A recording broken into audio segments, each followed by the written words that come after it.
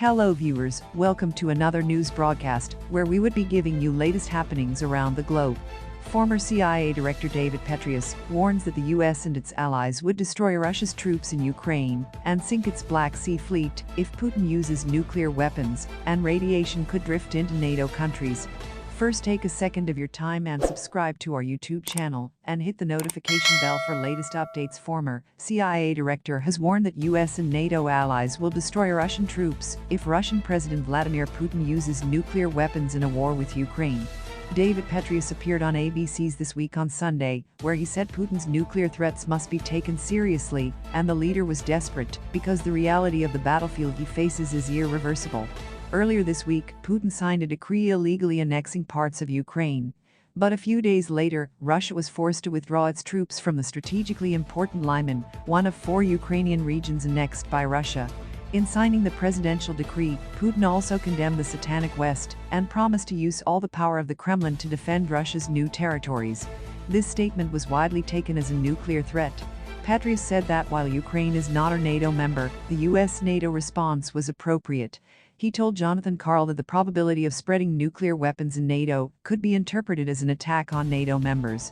It's so terrible that there should be an answer. It is not an unexplored. We will respond to NATO to give virtual things. This is to save from all traditional Russian troops that can be seen on each of the battlefields, Crimea and Sea Black. To do.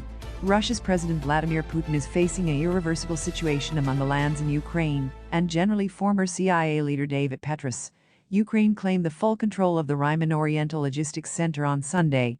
The region has been Russia's biggest gain on the battlefield in recent weeks, putting more pressure on the Kremlin, while providing a potential base for further attacks in the east. Russia probably suffered heavy losses during the withdrawal. The Ukrainian military spokesman said on Saturday that between 5,000 and 5,500 Russian troops were stationed in the city before the Ukrainian offensive. More than 60,000 Russian servicemen died in the war, now in his 8th month. NATO Secretary General Jens Stoltenberg said the capture of the town, where the Ukrainian flag was hoisted over a civilian building on Saturday, demonstrated Ukraine's ability to drive out Russian forces and the deployment of sophisticated Western weaponry in Ukraine. He said he showed the impact it had on the conflict. President Zelensky and Ukraine are mobilizing much better than Russia, Petraeus said on Sunday. Ukraine has recruited, trained, equipped, organized and used an army incomparably superior to Russia's. I think the reality of the battlefield he's facing is irreversible, he said. It's not a random mobilization. That's the only way to describe it. No annexation amount, even veiled, the nuclear threat cannot get him out of this particular situation. At some point, you have to realize that. At some point, as President Zelensky said, there has to be a beginning of negotiations that will be the eventual end. However, Petraeus notes that Russia is subject to another 1,000 personal and other sanctions in response to the annexation, adding that the West has more ties with Russia. He went on to warn, for Putin and Russia, it could get worse. And the use of tactical nuclear weapons on the battlefield will not change anything. But he added, we have to take the threat seriously. Petraeus also said he did not know how Russia could win at this stage. They can't. At the moment, Putin cannot do anything.